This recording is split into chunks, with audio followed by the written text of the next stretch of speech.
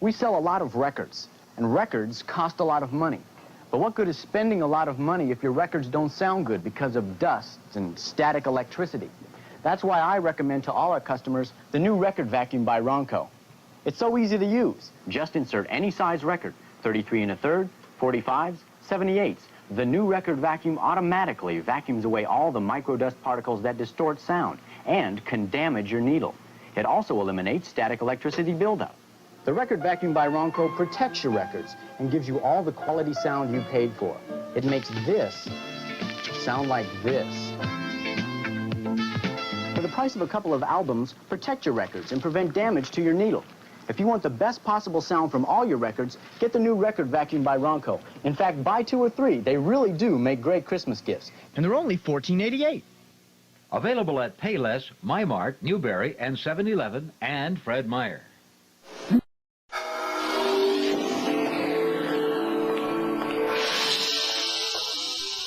Power Glove for your NES.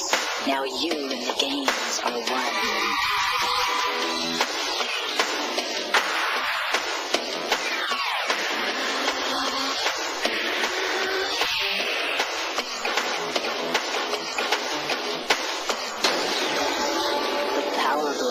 Everything else is child's play. Everybody needs a Yugo sometime. I bought my Yugo because now I can afford a brand new car. I think it's fun to drive, and it beats my old car full. I like the rack and pinion steering and the front wheel drive. We wanted a dependable second car. And this Yugo's just what we need. The 87 Yugo GV is still only $39.90. Call 1-800-USA-YUGO for the dealer nearest you. Everybody needs a Yugo sometime. Great American Furniture's Christmas sale starts the day after Thanksgiving, and we have a huge selection of furniture that will turn your house into a home. Recliners, 10 to 30% off. Dining room sets, 10 to 40% off. Lane cedar chests save up to 50%. Charlie's Place. Hey, you can use an electric sign. Charlie, set up the Stag beer. Oh, business is off to nothing. No jukebox, no service. Charlie, let's make it lively here with some Stag. Shh, shh. Leaky radiators. Oh, they'll ruin business every time. Put down that menu, sir, and join me in a refreshing Stag beer. Oh, there's nothing like Stag brew to refresh you through and through. Charlie, you better get out here with some more Stag, or you'll... Shh, quiet, please. Oh, don't whisper, gal. Speak up. Where's the Stag? Stag may be found under wildlife. Oh, yay. Oh, that is a corker. Go ahead, sir. Drink up. And the next time you look for complete refreshment, look for Stag beer. Yeah. Oh, the commercial again. Time to get myself a Stag beer. Wish someone were here to enjoy it with me. Why, Bottomley, I didn't hear you come in. Take off your hat. Now get another Stag. Oh, by George, Stag always brings them best together.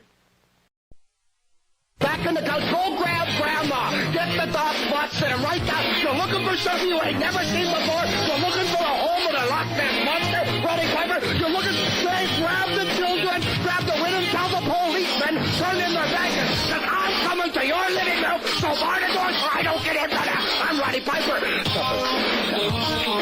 That's right, Roddy Piper. Exciting wrestling action, Sunday nights at 11:30. Christmas gift values up to $15, now only $4.96 at Kmart. The amazing cookie machine, delicious decorative fun. Make beautiful rugs with the amazing speed tufting kit. Make rectum fancy cookies foods with the potato chip machine. The bottle and jar cutter recycles throwaway bottles and jars into beautiful glassware. The rhinestone and stud setter stylizes jeans, shirts, anything. Homemade ice cream is easy with the automatic ice cream machine. Get these great Christmas gift values for just $4.96 only at Kmart.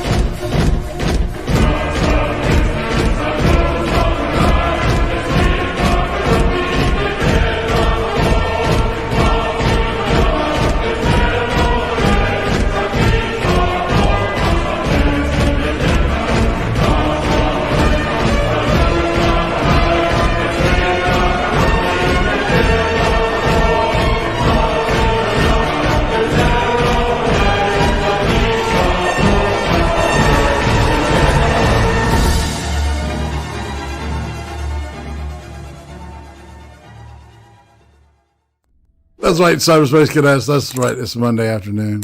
You know what that means.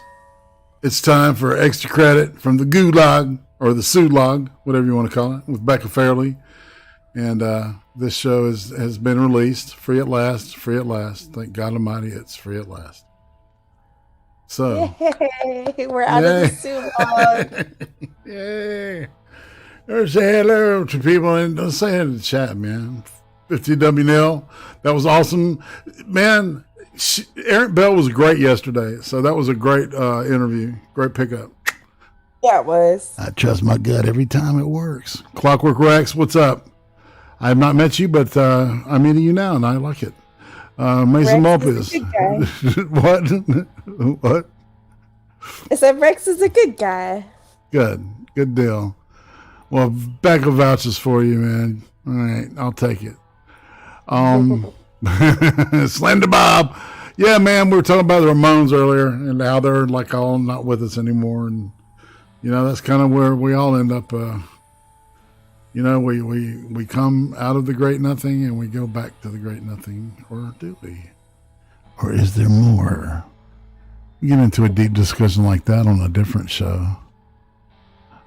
Yeah. On this show, we talk about one thing and one thing only, and it's not Viagra. Nothing uplifting here. I'm sorry. I had to throw that at you. See what you would do. I'm going to throw a bomb at her. The Soviet Union. The Soviet Union. Indeed. Yoshi Makap. All right, so how you been, Becca? How's your day been? Tell me a little bit about that before we ease into this. 3 hours of sleep, work, vet visit, pick up girls from school, and I've been going all day. I'm gonna need a nap after this. So yeah, Mama. Typical Monday. Mama gonna need a drink and a nap. In that order, right? Drink and a nap. Say Object of Hate. What's happening, man? Good to see you. One of the geniuses behind the Insomnist group. Bunch of awesome people. Indeed. Yeah. All right. So I decided I wanted to definitely do something about Aldrich, Ames. And I'm going to show you little pieces, like a teaser of the series that really sparked my interest like a couple years back. And you'll notice that the chick that's playing the main character in it, the main CIA officer, and he was busted by a woman. Actually, it was two women. And it wasn't like a gender hire or nothing like that shit. They were just like, they were good at their job. It wasn't about that. And I saw it, and it was really fascinating as to exactly what happened and how the Peter principle works. And what that is that you'll every person will assess or ascend to their level of incompetence, right? Yeah, and that's kind of what we've got here.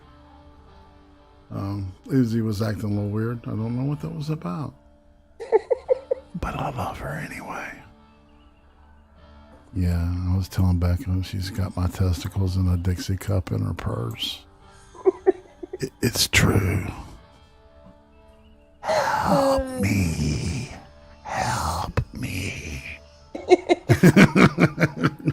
I'm sorry. I'm having fun, y'all. I'm trying to have fun, God damn it. This look, I ain't gonna go down crying on this shit. I'm gonna go down laughing at these motherfuckers. I don't know about you. But you gotta know your enemy, man. And that's exactly what happened to us. We forgot who our enemy was. Yeah. And that's complacency. Complacency is our true enemy. Yeah, we got too comfortable and lazy. The BECCA principle, yes, exactly. Yeah, no, you're absolutely right. You're absolutely right. So we'll go ahead and go to the video room, and get all comfortable. Got a new place. I kind of got the I finally fixed the chat, and I'm so happy about that. I like it there. It looks good.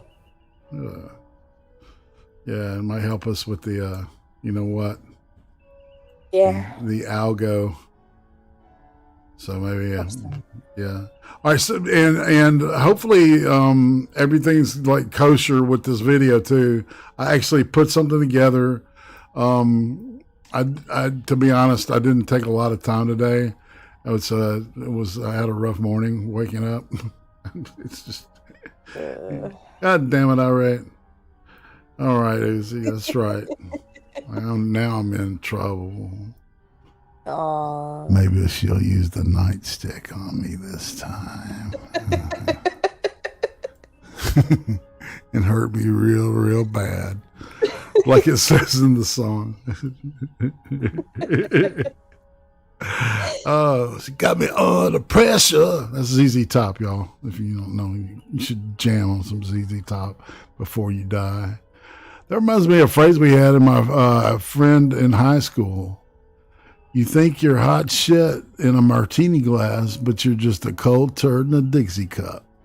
Well, Duck Dog, you know, you got a way of saying things, and I appreciate that. Tiberius Skirt, I salute you, sir. And on that note, let's go ahead and I think this was what, the 41st president of the United States, or was he? I can't remember. Y'all tell me what president of the United States this guy was. All right. I'd also like to say a word about the Ames espionage case and our broader interest regarding Russia. 3 days ago, an employee of the CIA, Aldrich Ames, and his wife were arrested for spying, first for the Soviet Union and then for Russia, over a period dating back to the mid-1980s. If the charges are true, the Ames couple caused significant damage to our national security and betrayed their country. This is a serious case, and we've made that crystal clear to the Russian government. The CIA is working to assess the damage to our intelligence operation. The Justice Department is vigorously pursuing the court case. The FBI is continuing to pursue its investigations. It is important that we not say anything at this point that could jeopardize the prosecution. We need to be firm as we pursue both this case and our national interest in democratic reform in Russia. Support of the United States for reform in Russia does not flow from a sense of charity or blind faith. Our policy is based on our clear American interests, clearly pursued. It is in our national interest to continue working with Russia, to lower the nuclear threshold, to support the development of Russia as a peaceful democracy, stable and at peace with its neighbors, to be a constructive partner with the United States in international diplomacy, and to develop a flourishing market economy that can benefit both their people and ours. It is therefore in our interest to make every effort to help the long-term struggle for reform in Russia succeed.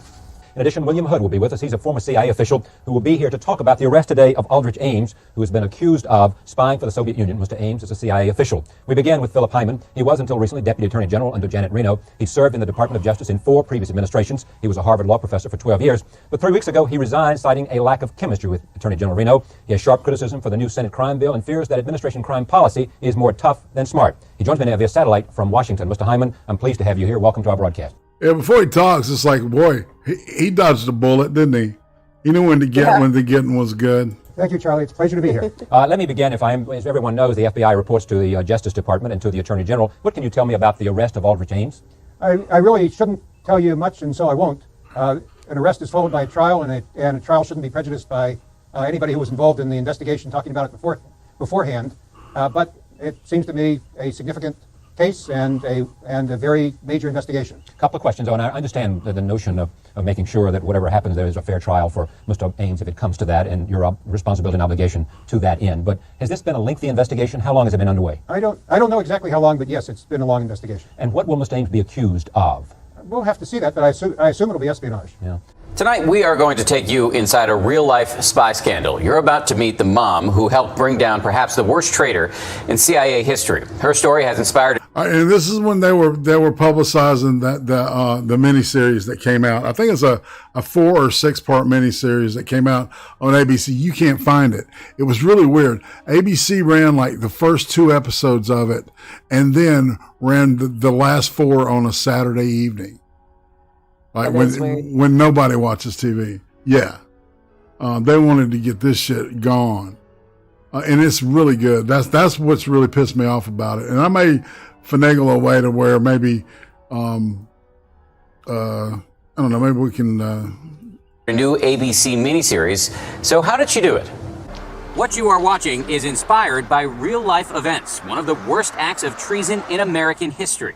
At the height of the Cold War, a CIA officer walks into the Russian embassy in Washington, D.C., hands over a treasure trove of secrets, and demands a meeting with the KGB. My name is Aldrich Ames. I work for the CIA. This betrayal is at the heart of the new ABC miniseries, The Assets. I think he'll want to meet with me after he reads this. And it's based on the case of Aldrich Ames, a CIA mole whose treachery shocked the nation. Tonight, Aldrich Ames. And was covered extensively by Nightline, including this interview with Ted Koppel. What you did for money. Stop me if I say anything that's wrong. The Assets takes us inside the hunt to take down Ames, which was led in part by Sandy Grimes, a wife, mother, and CIA agent seen here on the show. You're entitled to your opinion, Rick, even if it's wrong. And seen here today. She did that. She did this the miniseries a lot better than she did Doctor Who, y'all. So, you know, just saying. And it's the same actors. And this is the real lady, and she's gonna do like a book reading type thing in a minute and tell the story. How much damage did Rick Ames' treason create? He basically wiped out all the U.S. government's human source collection. He wiped out your ability to have eyes and ears on the ground. Exactly. In our #1 enemy.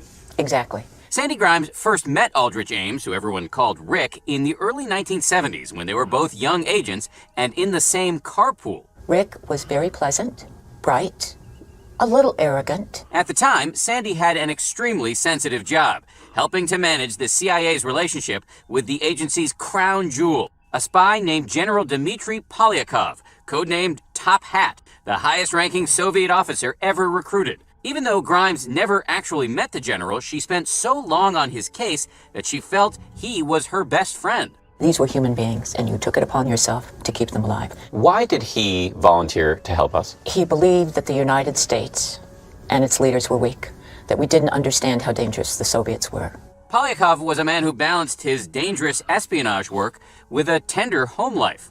So you were really close with him? Very close. His granddaughter, who he helped raise, remembers him as a doting figure. He was always working with the wood, making furniture for my dolls, and little swords, wooden swords, and guns. But her relationship with her grandfather was cut brutally short when, on June 13th, 1985, Rick Ames gave the KGB a list of every known human asset the CIA had in the Soviet Union. The list had 20 names on it. Within a year, 10 of those people were executed. Among those rounded up, General Polyakov, seen here in this remarkable footage as he's arrested by Soviet agents and stripped on the spot just in case he had a cyanide pill on him to take his own life. He was later tried in a secret court and shot. Back at the CIA, no one knew exactly what had gone wrong, that they'd been betrayed by Aldrich Ames. Sandy Grimes blamed herself. It's still hard to talk about. And of course, you know, in many respects, it's more difficult because to Rick Ames, this is just the business. You didn't view it as just business? No. It didn't take long for Grimes to start to suspect Rick Ames. Shortly before he volunteered to spy for the Russians, he had an affair with a Colombian woman named Rosario. She would become his second wife, and she had expensive tastes. Eventually, they bought a big, brand new house, and Ames began wearing high-end suits, getting fancy haircuts, and driving a Jaguar. Despite these warning signs, the CIA didn't really begin to focus on Ames until many years later, when Grimes and several other agents were assigned to a special task force to investigate the intelligence leaks. Grimes' job was to construct a massive, meticulous database of all of Ames' activities. What the database revealed was that Ames made a series of cash deposits in the bank each time just hours after meeting with a Russian official. Those meetings were sanctioned by the CIA, so they didn't look suspicious until they were matched up with those bank statements. And, as it turns out, it was the first link that would eventually lead to Rick's arrest and conviction. 18 months later, as a result of the work done by Grimes and the rest of the task force, Aldrich Ames and his wife were arrested. How are you feeling? For Grimes, it was a bittersweet victory. To this day, she is angry about the people Ames betrayed, including General Polyakov. He knew full well what fate awaited them. And he did it basically for money. He needed money to take care of Rosario. Rick was a weak person. He could not face telling Rosario no. I think it was that simple. Ames was sentenced to life in prison. What I did to those men, the situation of their families and others, and this is and the kind of shame and the kind of remorse that I feel is something that is and I think always will be intensely personal to me. Rosario Ames got 5 years in prison.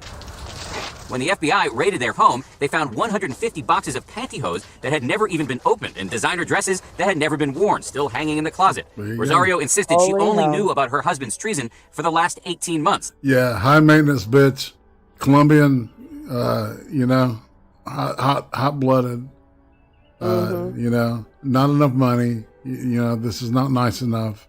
I need more. 150 pantyhose. She never even wore. It's just they're in boxes over here. I got some pantyhose. Yeah, I guess you could trade those during I don't know, some post-apocalyptic shit. I guess. But literally every asset the U.S. had in Russia was exposed and either caught or killed. Okay, or both. Right. Yeah. Or a couple of them did escape, but and that was devastating to us, Cold War wise. And we still beat them. We still beat them. Just think about that, people.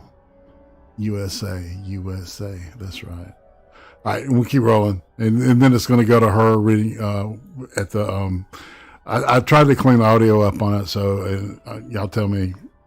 And even she denounced her husband. Good evening to all of you. It's a pleasure to be here. Before I begin, I want to say a few words about my good friend and my co-author, Jean Irate, a true CIA legend and icon. As you know, Jean passed away. It will be 6 years ago at the end of this month, after a relatively short and totally unexpected illness. While she did live to see the book published, we both knew that she would not be able to participate in any success at my mature. So I'm here this evening to speak, as always, for both of us, as I tell you about our journey to determine who or what caused the wholesale loss of our Soviet assets in 1985 and in 1986. In 1991, that road led us to search for a traitor in CIA. To make matters worse, we knew he would not be a stranger. He'd be a friend, a colleague, someone we'd probably known for a very long time, and someone we saw often in the hallways of our headquarters building. But this is not just a story about how we identified a spy. It's much more than that. For the first time, we are able to share the history of CIA's operational contact with the real heroes, our traitors' victims. Many of their stories are ours as well. We participated in the handling of a number of these cases, and we watched as those we knew were arrested and executed. Always concerned that we, CIA, might have made a mistake which led to their deaths is a burden. Trust me, no one ever wants to kill. But that's indeed what a few of us in the Soviet and East European Division and in other components in our Directorate of Operations had to do for the next 8 years, until our mole was uncovered. You may have noticed I've yet to mention his name. We all know who he is. Aldrich Ames, or Rick, as he was known to us. And yes, Rick was a friend. Jean and I had known him for over 20 years. As a matter of fact, Rick and I carpooled back and forth to work in the mid-1970s. And this is the same person who, on April 16, 1985, decided to walk through the front door of the Soviet embassy downtown Washington, D.C., then on 16th Street, and volunteered his services to the Soviet Union. 2 months later, Rick made a second decision, and that was to provide his KGB handlers with the names of or identifying information on every single one of our active Soviet assets, as well as those who were dormant or long retired from service. And in doing so, Rick Ames knew exactly what awaited these men. So none of them made They it would be out. arrested, interrogated, tried, sentenced, and executed. It was a bullet to the back of the head. Before I get into the story, I'd like to give you a little bit of background on the long road of circle of treason. It's the first book either one of us has ever written. We certainly never saw ourselves as authors. We were simply two ladies who thought, as did some other people, that we had a story worth sharing. And I will add, we were much older ladies after we were finished. Although Rick was arrested in 1994, we did not begin to write until 2003. And then, 4 years later, in 2007, we had completed our first draft and submitted it as required to CIA's Publications Review Board for approval. I have only a brief comment about that experience. It was painful. We went back and forth for a little over 3 years before we finally had their okay to share our draft with a potential publisher. But we weren't finished with the process. They still had to approve the galleys before the book could go to the printer. That happened on August 15th, 2012. 18 years after Rick's arrest. 9 years after we had first begun to write. And sadly, and certainly unknown to us at the time, just 6 weeks before Jean's illness was diagnosed, and 3 months later, she was gone. Now to the story, which I'm going to begin with what I call a little bit of organizational orientation. Not to worry, no flow charts or org charts. I simply want to introduce you to some of the major players and components involved in the Ames saga. From early 1995 until Rick's arrest in 1994, basically all the action took place within two components in our Directorate of Operations. One was the Soviet East European Division, headed by a long-time Soviet Operations Case Officer and former Chief of Station in Moscow, Burton Gerber. Gerber's right-hand man was Paul Redman, also a long-time Soviet Operations Case Officer and, who later played can you hear? Is that better? Yes. Okay. Raise your hand. This happens to me all the time. All right. Thank you. Burton's right-hand man was Paul Dillon, as I said, also a long-time Soviet Operations Case Officer who later played a major role in the hunt for the traitor.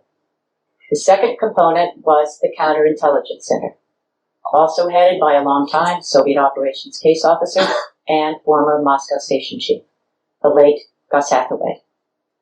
In early 1985, Rick and I were both assigned to the Soviet East European Division as branch chiefs. My component was responsible for directing all of our operational activity against Soviet and East Europeans in Africa. Rick's branch was responsible for providing counterintelligence guidance to our geographic units and only on Soviet cases, an important point. Additionally, he and his people did case reviews and wrote papers on the two Soviet intelligence services. The well-known KGB, lesser known until recently, the GRU, the main intelligence directorate of the Soviet General Staff. In 1985, Jean, my co-author, was abroad. She was serving as chief of station in Libreville, Gabon. Jean does not return to Washington permanently until July of 1986, and in the fall of that year, she's assigned to a very important position, which I will cover a bit later. One last point I'd like to make, because it determines which component takes what action. Within our Directorate of Operations only, the Counterintelligence Center had investigative authority. Soviet East European Division had none. Our job was straightforward: recruit and handle assets, and do so securely. Okay, it's 1985, and our nightmare begins. And I'm going to try and take you through this terrible time in our history pretty much as we experienced it. There were big changes taking place in Moscow in the spring of the year. Specifically, Mikhail Gorbachev assumes power in the country. But back in the Soviet East European Division, CIA headquarters, Langley, Virginia, it's pretty much business as usual. And business is very, very good. It's not an exaggeration to state that we probably knew more about these two organizations, the KGB and GRU, than any single individual assigned to them. As one senior and former KGB officer would tell us years later, when talking about this early 85 period, the CIA didn't have just one station in Moscow. They had three. There was the traditional one in the U.S. Embassy, there was a second one in the middle of KGB headquarters, and there was a third one in the middle of GRU headquarters. It is against this backdrop that we have I repeat, no indication of our impending human disaster. Late May 1985. GRU Colonel Volkan, whom we're handling in Athens, Greece, tells us he has been ordered to return to Moscow to take care of a problem involving his son, who's attending a military academy there. Volkan contacts his brother, also in Moscow, and he doesn't know of any type of difficulty his nephew is having. Upon hearing this information, we advise Volkan to defect, rather than get on that aircraft. He agrees, and we bring him safely to the United States. Early August 1985.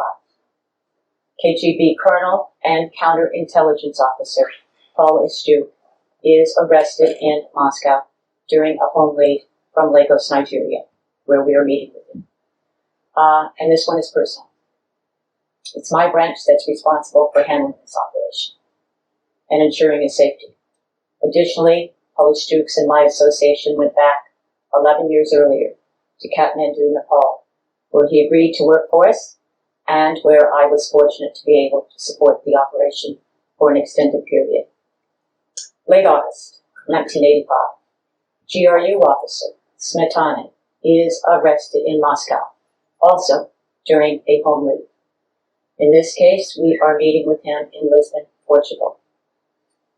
November 6th, 1985.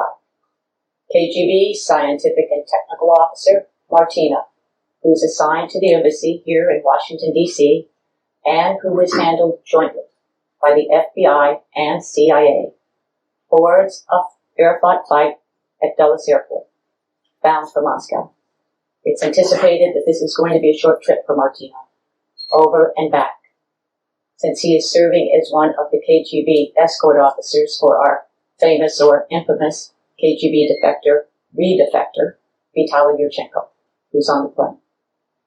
Martina never returns. Again, early November 1985. KGB illegal support officer, Barenik, whom we're meeting in Bonn, West Germany at the time, tells us that he will be traveling to East Berlin to attend a 3 or 4 day KGB conference. Not a big deal.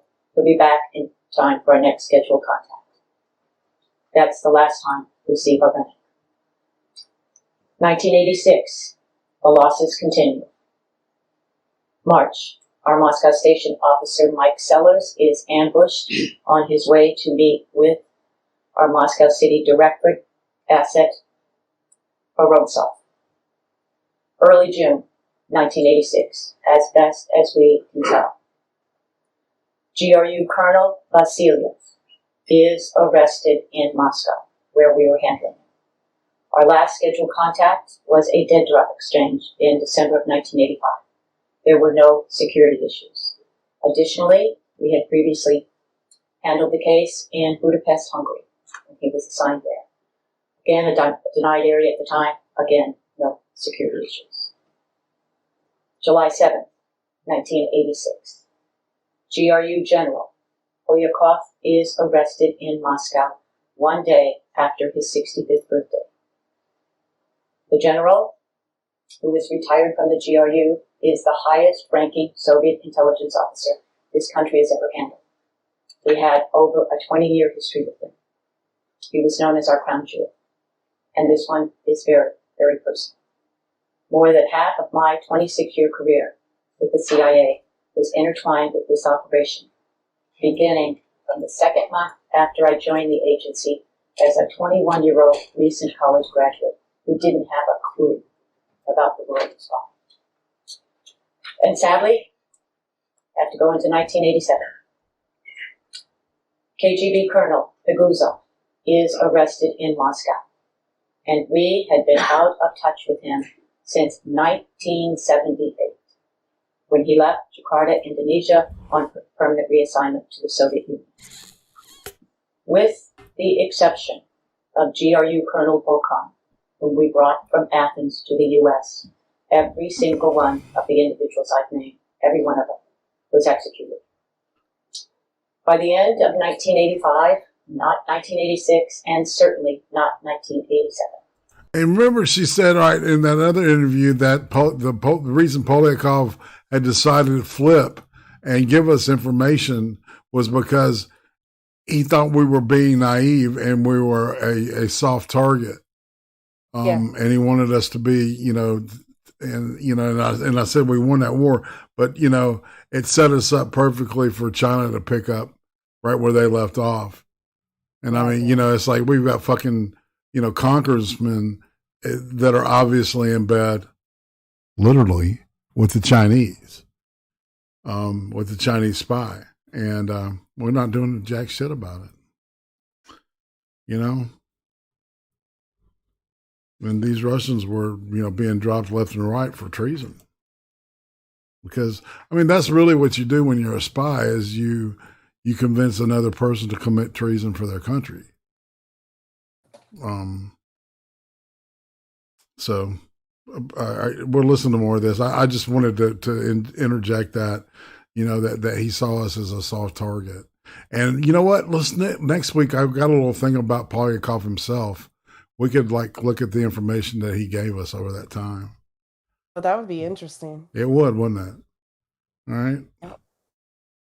And we'll keep going. There is no question something is seriously wrong. We have lost 4 active assets in 4 months with absolutely no satisfactory explanation as to the reason for their arrest or disappearance. It's never happened before in our history. There are 2 theories. Everybody in this room would probably be able to name them. We either have a human penetration of CIA or our communications have been compromised. In other words, they're reading our traffic. So what do? Well, unexpectedly, our first action was triggered by the appearance of a new Soviet asset in January 1986, right in the middle of this mess. Our goal is simple. We've got to try and figure out some way to keep this one alive. So we don't know whether we have a technical penetration or a human penetration. We have to guard against each. To address the traitor side of the equation, we in the Soviet and East European Division instituted what we simply refer to as draconian security measures. Nothing more than a fancy word to say we severely limited the number of people within CIA, all the way up to the leadership, who would be told about this new asset to truly a little bit more than one handful. To address the security of our staff communications, we simply did not use them. So how do we communicate? Well, we went back to basics, or Moscow rules, as we used to call it, but with a technical twist. What we did was we sent a headquarters-based case officer in alias indirectly to the new asset's location. Okay. Once in country, he went nowhere near the U.S. Embassy, and he met the asset in the safe house. After each meeting, our officer would return to his hotel room, where he would transfer his meeting notes to a laptop computer and then encrypt them. After the meeting cycle was completed, he returned to Washington again indirectly, and once back at CIA headquarters, the meeting results would be decrypted. Now, telling you guys, today, a laptop computer with encryption capabilities is certainly not out of the ordinary. But let me tell you, in January 1986, it was cutting edge. And I will also add, and this is based on personal experience, it was the least user-friendly software I have ever encountered. Now it's time to reintroduce Jean. As I mentioned, she returned to the States in '86, and in September, she is assigned to the Counterintelligence Center to as head of a small task force to investigate our losses and try and determine why they had happened. Now, this was primarily an analytical effort. Jean and her people reviewed all the compromised cases. They looked for patterns. They looked for commonalities. And they put all pertinent information into digital format for ease of retrieval. Concurrently, the FBI opened a task force, established a task force of its own to look at the cases they lost in the Soviet arena during the same time period as ours. Jean's group and the Bureau group meet frequently. They exchange information. They exchange ideas. However, after each get-together, whether at our respective headquarters or off-site locations, everybody always came away with far more questions than answers. Okay, where is good old Rick while all this is going on? Well, for 4 years, from the fall of 1985 until the fall of 1989, he is basically out of sight, out of mind. In October of 1985, Rick left the Soviet East European Division to attend full-time Italian language training in preparation for an assignment to the U.S. Embassy in Italy. In July 1986, the following year, Rick and his relatively new wife, Rosario, left Washington for Rome. They did not return back permanently until July of 1989, then along with their new young son, Paul. And in September of 1989, Rick is once again assigned to the Soviet East European Division as a branch chief. Now, just to make things a little bit more interesting, as we were trying to stop the hemorrhaging and determine why this disaster had happened, the KGB, still busy with arrests, still busy with executions, initiated the first of 2 deception operations against us to answer our questions. The first one appeared in January 1986. It was a busy month. This individual we simply named Mr. X, and he literally did appear within a week or a week and a half of our new and legitimate asset for whom we had established the draconian security measures. The second deception operation did not begin until June 1988, and that one continued for just about 3 years. We gave this guy an official CIA cryptonym, GT Prologue. First to Mr. X. He was a self-described KGB officer who volunteered via a letter sent to one of our case officers in Bonn. In Mr. X's first letter, as well as several subsequent ones, he told us, among other things, that we had a mole, and he used the Russian word, located in our large communications facility outside the Washington, D.C. area. Per Mr. X's demands, he was never met, but he was provided with fairly sizable sums of money via dead drops in East Berlin. By the fall of 1986, the few of us who were aware of this operation began to believe that Mr. X does not exist, and this has simply been an attempt to get us to look in the wrong direction. We break contact. While I do not like to admit it, the KGB deserves a great deal of credit for the second deception operation. It was absolutely beautifully conceived, run flawlessly, and probably most importantly, They read us perfectly. This case began in, again, June 1988, when a Soviet male approached our chief of station, Moscow, as they were both on the train from Moscow to then Leningrad, and he passed an envelope to our COS. Eventually, this individual identified himself as Alexander Zhomov, KGB internal counterintelligence officer who was assigned to the component in Moscow that ran all operations against our personnel there. Obviously, this would be a great catch for us. In that envelope, passed during the initial encounter, there were several KGB documents. One was of particular importance. It was the KGB's assessment of the activities of our Moscow station personnel from 1984 until the fall of 1986. Certainly a critical period for us. The KGB concluded that there was only one reason for their successes during this period and for our failures. Nothing more than poor tradecraft by CIA Moscow station officers. In other words, it was our fault.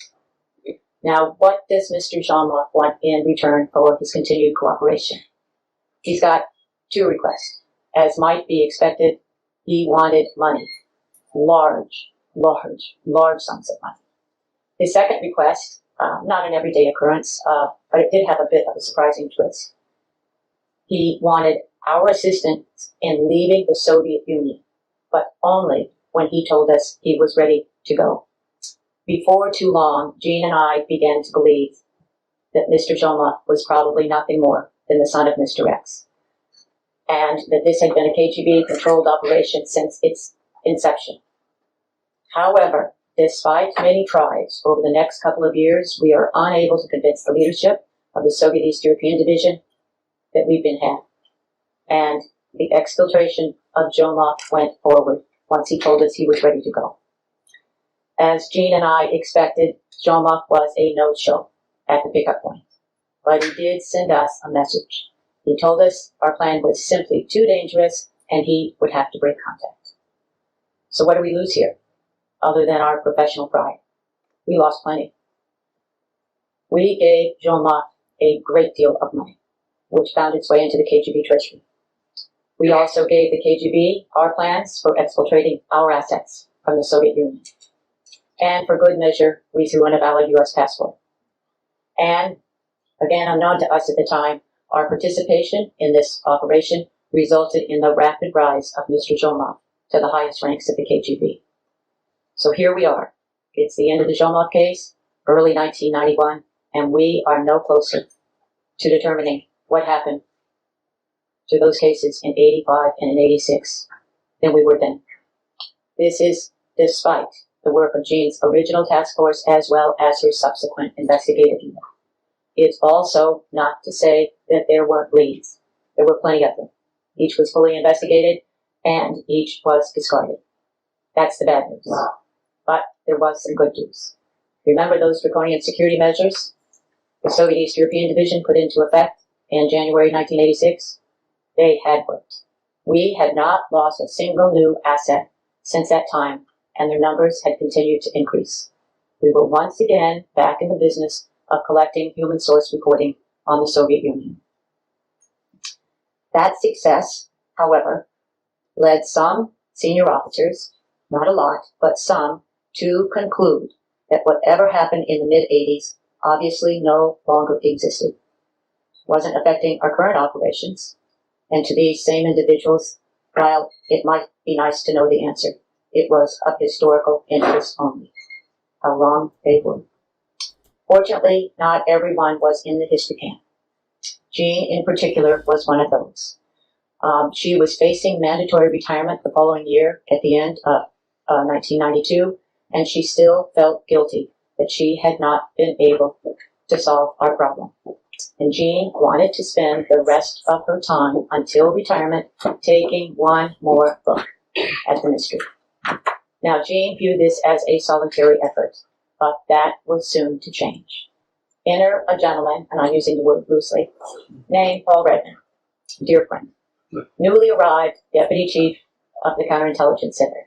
Redman had come from the same job in the Soviet East European Division, Jean and I had worked for and with Paul on and off for a number of years. We were friends, we were colleagues, and we had a great deal of professional respect for one another.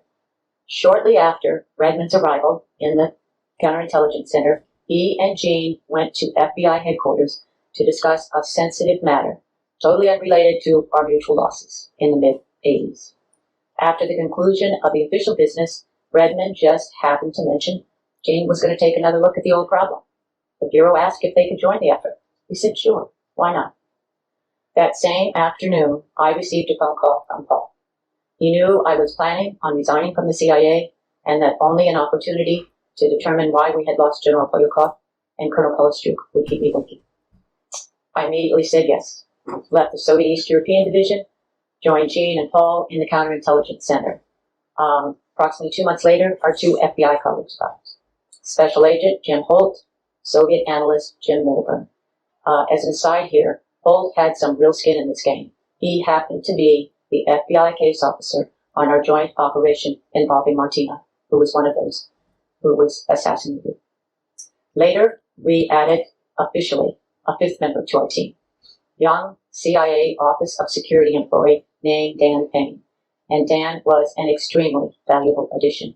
It was he who handled all the information and activities related to Ames's finances. So as you can see, what later became known as the Ames Voltant team really was the creation of Redmond. He was the catalyst, and he deserves a great deal of credit for our eventual successes. Additionally, he was one of those who cared most about finding our traitor, having been involved since 1985. While we detail the work of our team in the book, here I'd like to highlight two events that I believe were important and significant in the search for the mole. Before I begin, though, I want to emphasize that at no time during our deliberations, from the very beginning until the very end, did we hide from anyone, and that includes retainers, the fact that we were trying to identify a human penetration of CIA. This was not going to be a paper exercise. How do we start? As it turned out, our approach to this question paid big dividends. Our first step was simple. Identify all those CIA employees, both current as well as former, who over the years knew about one or more of the cases we lost. After some initial pairing by Jean and myself, that list totaled approximately 160 people. We immediately have a big problem. There is no way you can investigate, or we could investigate, 160 people without an army. We have got to find some way to prioritize that list. And it's Jean who comes up with a solution. It's very simple. No one would ever call it scientific, but it did work. What we did is we asked or had 4 members of our original little task force, the 2 Jims from the Bureau, Jean and myself, as well as 6 others, 2 from FBI headquarters and 4 from the CIA, to please list the names of 5 or 6 people who made them uneasy and whom they believed we should take a close look at. And yes, that is the word we used. No further description. Uneasy. We had a second request. We asked everybody to put their selections in rank order, with the one you were most concerned about in first place, and you get the draw. Jean and I took the submissions, and we assigned a numerical value to each name. Anytime your name appeared in first place, you were awarded 6 points. Second place got you 5. You get the drill.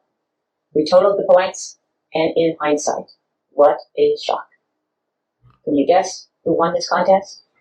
That's right, none other than Rick Ames. He had 21 points. Now, there were also others in double digits, but Rick was the clear winner.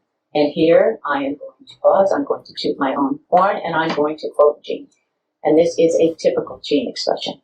Of all those who voted, only Sandy gets the gold star. She had him number 1. I mean, he's driving a fucking Porsche, people.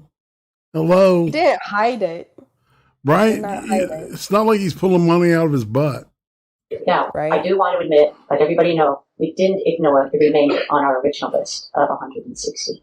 But I will also admit that we did concentrate our efforts on our new shortlist.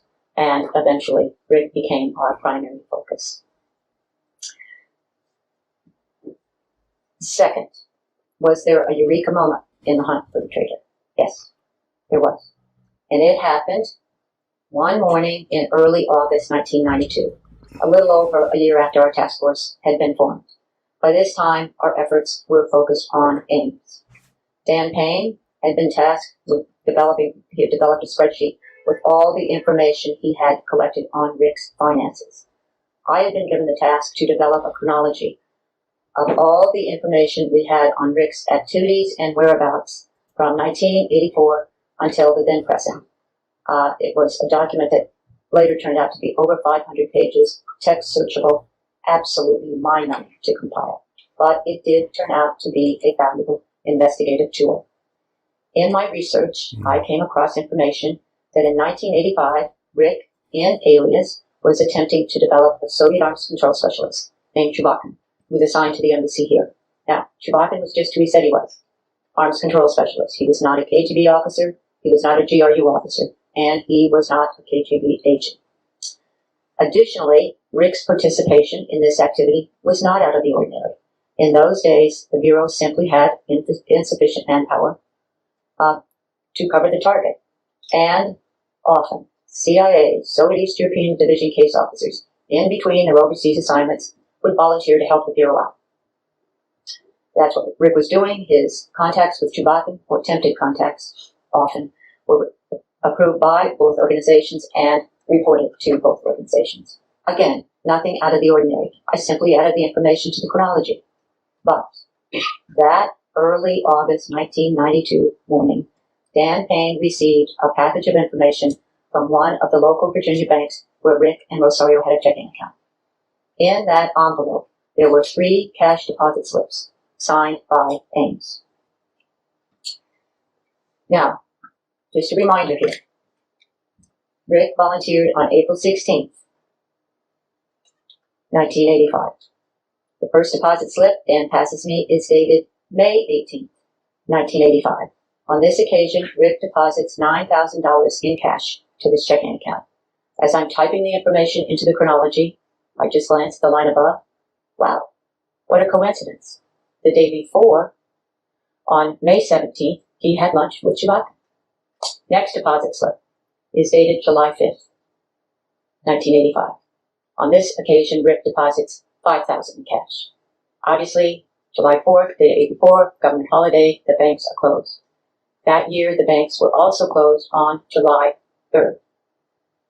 July 2nd, Rick has lunch with Chubakin.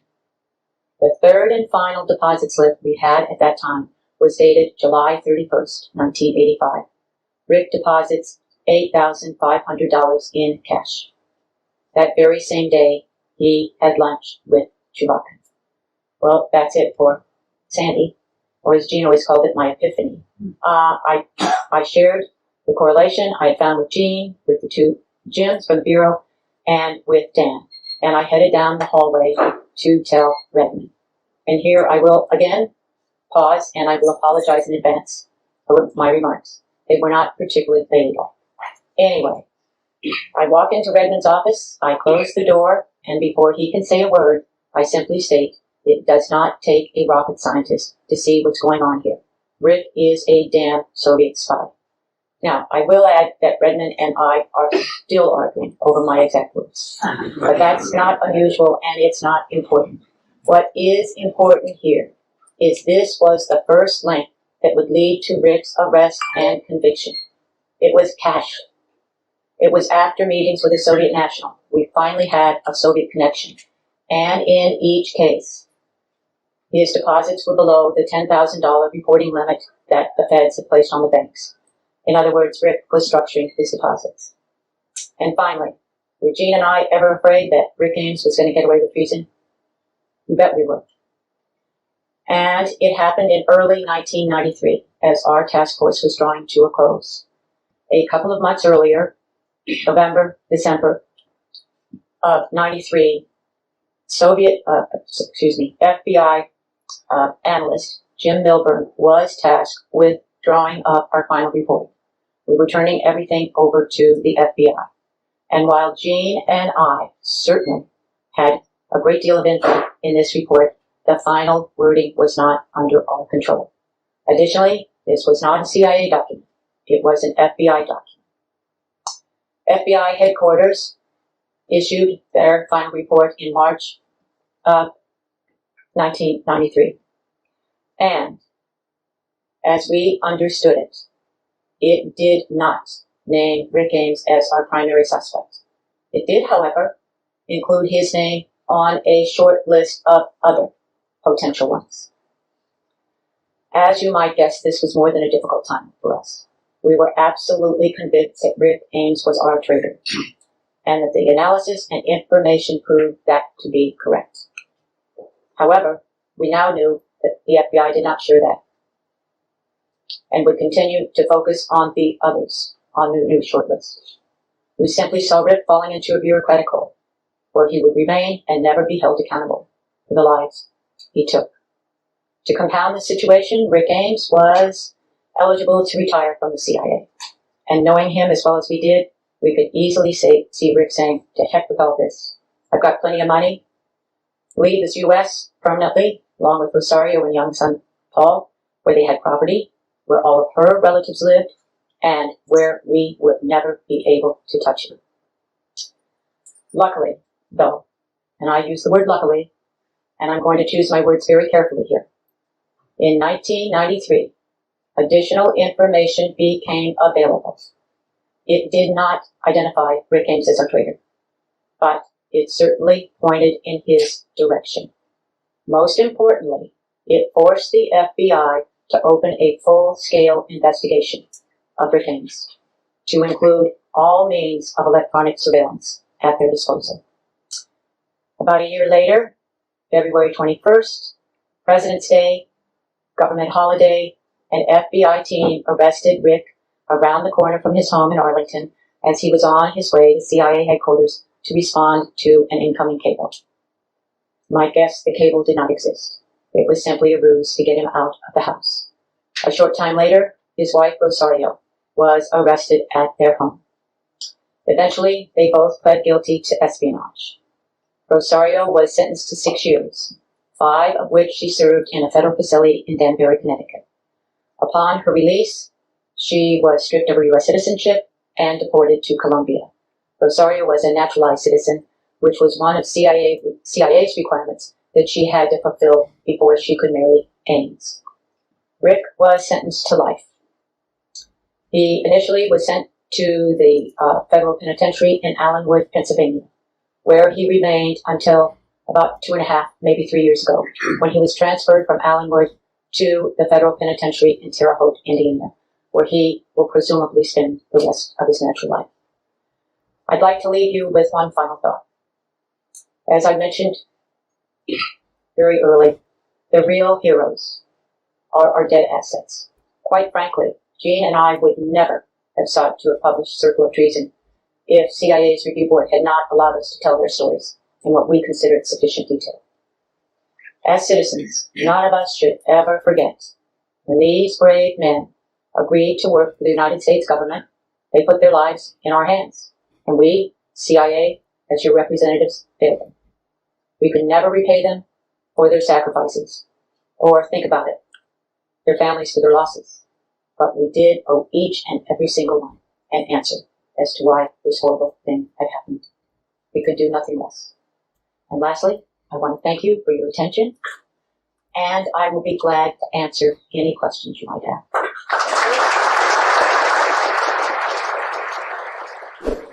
Right, and we're back in the foyer, so I'm going to close that out. That was good. Yeah, What a piece of shit. Yeah, exactly. You know, man, and the fact that he did it for money, you know, he's so mundane and just a boring, you know, he's just so uncreative, you know. I don't know, man. Just every time I look at him, it's just like and something Beck and I didn't say earlier. We had done we actually both had read about this guy because we were kind of interested in him, and you know, and he was not a standout employee as a member of the CIA, and he had a pretty high jobs, but because he was politically connected. To people inside the CIA. So, all right. Next week we're going to look at Polyakov's contributions to this country before he gave his life for this country. What is it Patton said? No war was ever won by somebody dying for their country. Wars are won by making other people die for their countries. Right. So, it is what it is. And Aldrich Ames is still in prison. He's old as fuck, and he's still rotting in prison. He's still, says he's remorseful. He just got caught. Yeah. I mean, That's what it always is. When you see interviews with him, I mean, he's really got this like I don't give a fuck, kind of thing going on. It's like, okay, dude, whatever. Right. So it is what it is, as they say. Becca, what do you got coming up this week? I have my show, FERHLE'S BECCA, tomorrow night and Wednesday night, and then Cream Stream, of course. And Friday. Look forward to it all. It's gonna be a good week. That's right. I feel it. I know. Yeah, me too, man. So yeah, like she said, Friday night, Cream Stream. Saturday night, I'll be doing Extreme Speeds again with Excel and Mr. Tema. I don't know. We're kind of been winging it, and it kind of haven't been fun. It's been fun doing it that way. Anyway, next Sunday, I will be talking to Colleen Bernier, the one and only Colleen Bernier, master correspondent for the Lords of the Night since their inception. Okay. She was giving them stuff to read before they were calling themselves the Lords of the Night. Just saying. So this is going to be great. And on top of it, she's Roasted's better half. So that's going to be interesting. Yeah, man. Opposites attract. She's got a great personality. She's funny as shit. Y'all will love her. Well, thanks for the thumbs up, people. If you really hated the show, it's all right. I had fun. I don't know about you. But on that note, well, all right, so it's right at the top of the hour. So let's go ahead and scatter. Call it a show. I thought it was a good show. I had a good time. Me too.